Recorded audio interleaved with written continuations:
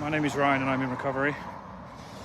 I've actually just realised I'm 99 days clean today, so tomorrow's a big milestone for me, triple digits. Just if you haven't seen any of my previous videos, I'm 38 years old, been using cocaine very heavily since a teenager, so for most of my life I've been in active addiction for most of that time as well. I kind of hit rock bottom in January of this year. My big kind of addiction secret came out, and steps then kind of were taken to put me in rehab. And yeah, since coming out of rehab, I've just kind of been sharing my recovery journey here, including just kind of talking about what's helped me, what's helping me stay clean. As I mentioned in the last video, and to kind of continue on from that, I'm getting a lot of messages from people who are kind of in addiction and asking for a way out. The first thing that I said in that last video was ask for help, talk. Like, I just feel like without that, if you've been in active addiction for a long time, you're not going to beat it yourself. So you need to talk. A lot of people are really kind of reluctant to talk to loved ones or people they know, which I do understand. I've been there, and I totally get it. So what I would also suggest is trying to go to an NA meeting or a CA meeting or a AA meeting, whatever your poison is. Yeah, go to a meeting. They seem, personally, I told kind of my loved ones first, and then I went to my first meeting, and my girlfriend actually drove me to my first meeting.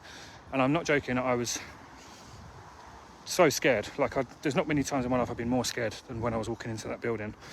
I was shaking like a leaf, really physically, like trembling, just felt horrific. And but I kind of did it. I just almost felt like I was just kind of floating in. Kind of went in, walked into the room, kind of nodded hellos to people and stuff like that. And people were just kind of sitting around this table, drinking cups of tea. There was like digestive biscuits, bourbon biscuits all laid out on the table. It all just seemed very almost like a little wholesome tea party. People like dunking their biscuits in their tea, chatting about what they've been up to.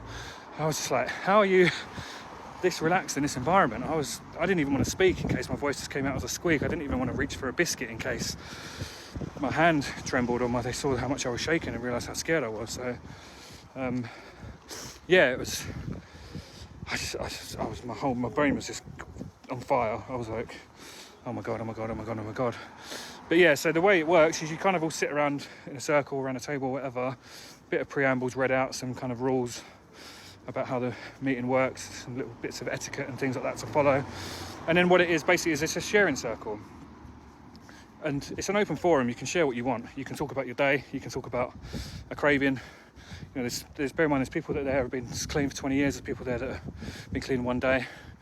The only rule is that you have to have the desire to be clean. So you could be talking about having a craving, you could be talking about a recent relapse. Honestly, the beauty of these meetings is people from every walk of life are there. Every age, every level of addiction, every sort of substance. Addiction doesn't discriminate, and it's very obvious when you go into those rooms, because I hear a lot of people, especially when I talk to people on the messenger on TikTok, are like, NA's not for me. And I'm like, NA, if you take drugs, NA's for you. There's no one that it's not for, it's for everyone. And you just have to go and accept that. It's a really amazing place. But yeah, so in my first meeting, I'm sitting there and I'm shaking like a leaf, and the sharing circle kind of starts. People start talking. In my mind, I was like, I won't be able to share because I'm too nervous. I won't be able to hold my voice, stuff like that. But as the meeting goes on and more people share, I find myself kind of calming down, and I'm like, wow, these people understand. The things they were talking about, really, I was like, oh my God. The way I used and the way what I was doing in my addiction, I didn't really think anyone else did that. I was like, this crazy behaviour. So when I was hearing stories that sounded similar, it really calmed me down, and I was like, oh my God, it's almost like when you meet your people, it's kind of felt a bit like that.